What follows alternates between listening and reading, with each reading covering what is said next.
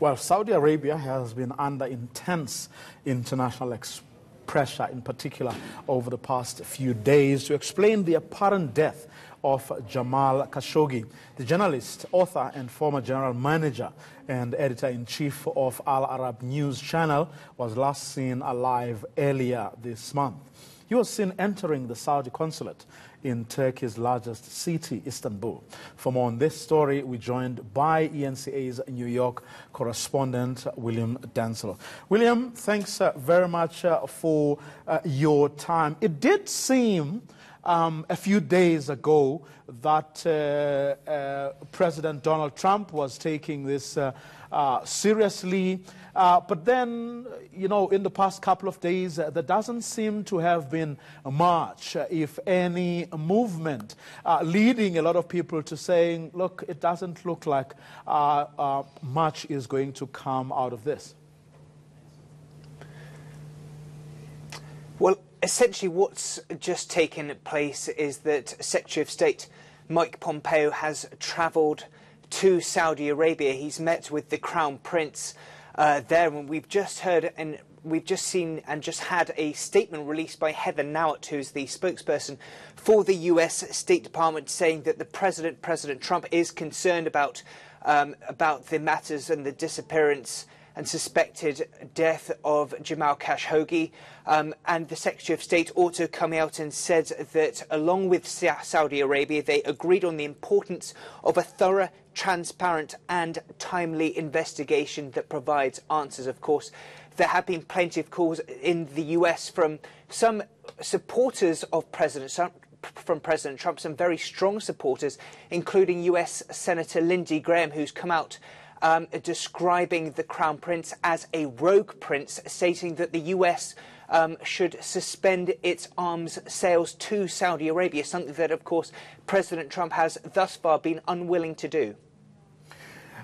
Do we know at this stage who might lead that or conduct that investigation?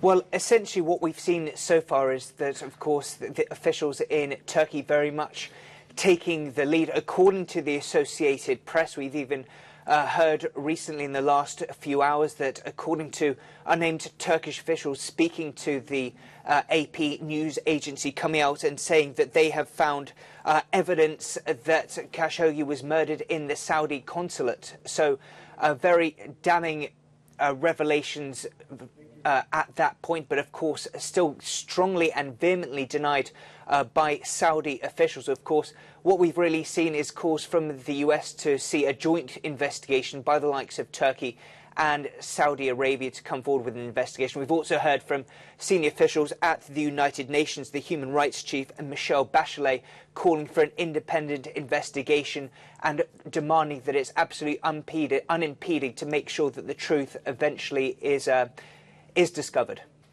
But, I mean, from what the government has been able to say, in particular the Secretary of State, did he give any indication as to whether, for example, he did ask some of the most basic of questions, like he went into the consulate or was last seen entering the consulate, whether they can confirm or deny that he indeed was inside the consulate, and whether in fact he did, or from what they know, he left the consulate. Because I think, I mean, those answers to such basic questions will go a long way towards, shedding some light.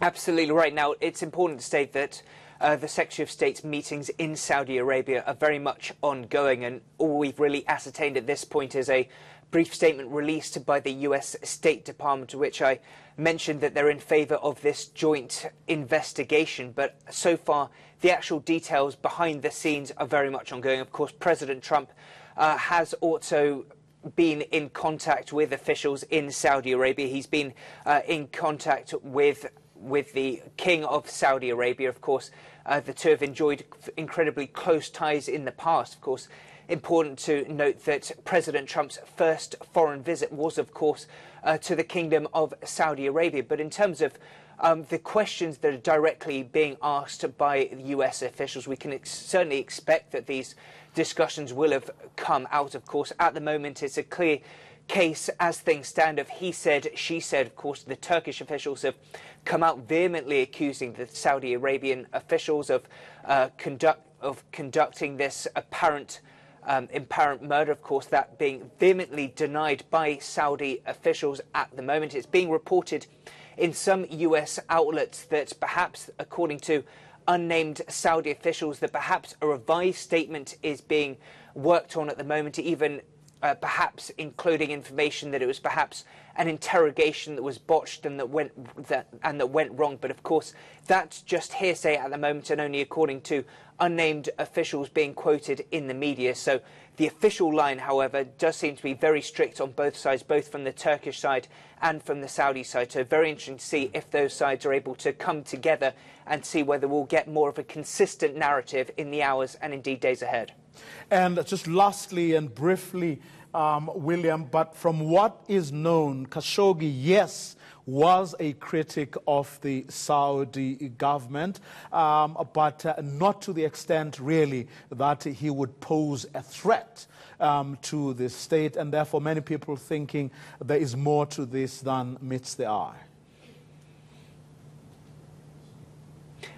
Absolutely. The optics of this are quite extraordinary. Of course, if we are to go down the narrative of thinking that it was the Saudi Arabian hit job as it's been described, of course, that vehemently denied it. This vehemently denied. So that's very important to stress. But of course, should that be eventually revealed to be true, very interesting to look at the optics. Many of analysts are looking at that and saying how emboldened that shows that the Crown Prince Mohammed bin Salman could be to orchestrate such a thing. Of course, what we understand, of course, from Saudi officials, they're very much denying any kind of involvement. Of course, President Trump himself has come out stating that it could have been the actions of what they describe as rogue agents. So very interesting to see whether that's how that transpires and whether there's more information from official lines to back up that kind of narrative. So interesting to see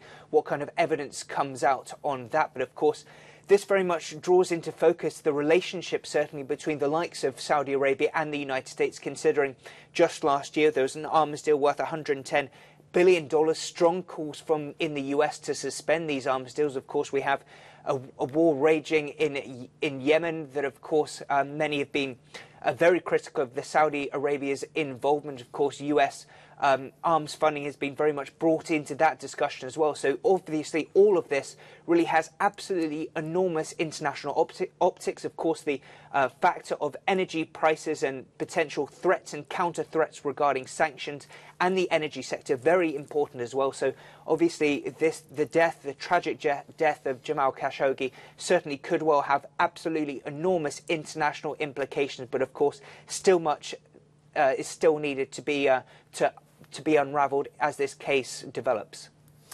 William, thanks very much for your time.